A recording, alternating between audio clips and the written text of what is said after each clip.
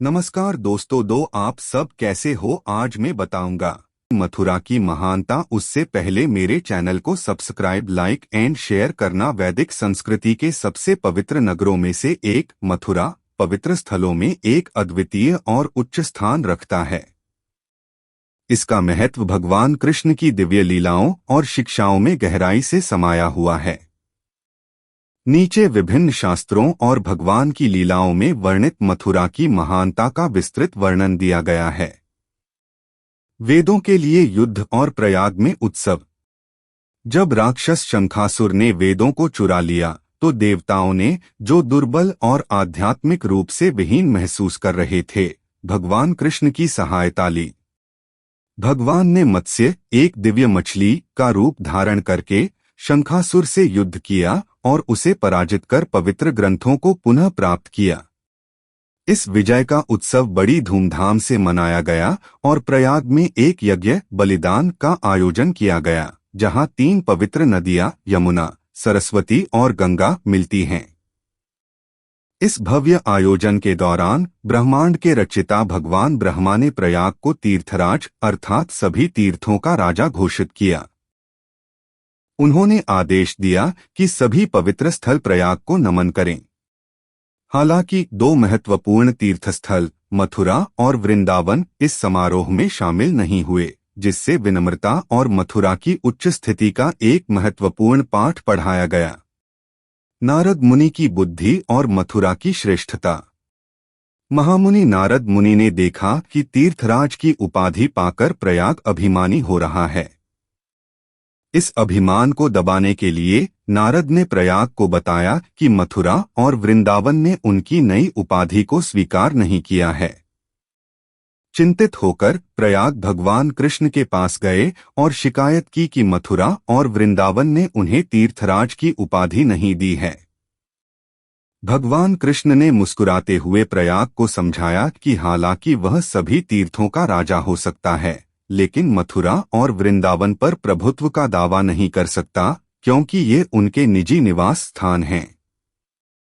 मथुरा विशेष रूप से भगवान का शाश्वत धाम है, जो ब्रह्मांडीय विनाश की पहुंच से परे है। कृष्ण ने घोषणा की, मथुरा मंडल मेरा घर है। यह तीनों लोकों से ऊपर मेरा दिव्य धाम है। यह ब्रह्मांडीय प्रलय के समय भी नष्ट नहीं होता। मेरी तरह मथुरा भी शाश्वत है।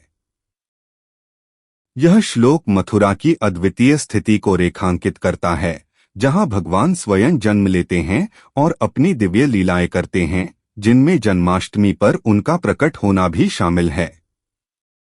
इस प्रकार मथुरा केवल एक पवित्र नगरी ही नहीं, बल्कि भगवान श्री कृष्ण का शाश्वत निवास स्थान है। प्रयाग की विनम्रता। भगवान द्वारा दंडित किए जाने पर प्रयाग विनम्र हो गया और उसने मथुरा और वृंदावन से क्षमा याचना की।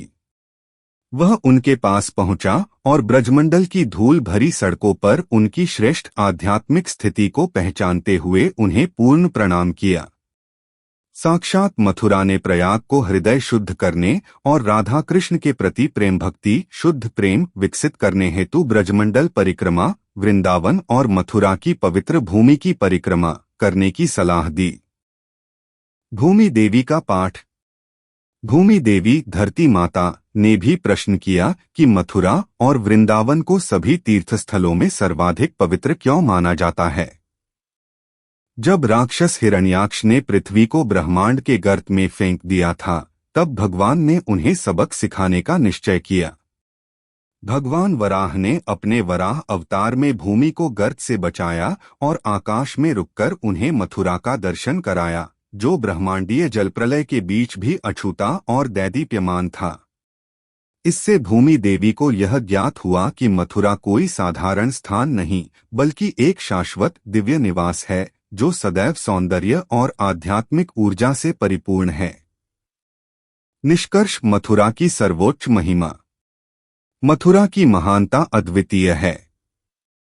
यह भगवान कृष्ण का शाश्वत निवास, उनकी दिव्य जन्मभूमि और अनगिनत पावन लीलाओं का स्थल है। मथुरा से जुड़ी शिक्षाएं और लीलाएं भक्तों को विनम्रता के महत्व, भगवान की असीम कृपा और इस पावन भूमि की परम पवित्रता का स्मरण कराती हैं। मथुरा में भक्ति के लिए प्रार्थना। हे परम प्रभु श्री कृष्ण, जो मथुरा में नित्य निवास करते हैं, हम आपके चरण कमलों में नमन करते हैं और विनम्रता पूर्वक आपका आशीर्वाद प्राप्त करने की कामना करते हैं। हमें मथुरा में आपकी दिव्य लीलाओं का सदैव स्मरण करने और आपके प्रति गहन प्रेम एवं भक्ति विकसित करने का सौभाग्य प्रदान करें। आपके पवित्र नामों का जप करते हुए और मथुरा की महिमा का चिंतन करते हुए, जहां आप नित्य निवास करते हैं, हमारे हृदय पवित्र हों। जय श्री मथुरा मंडल। जय श्री कृष्ण।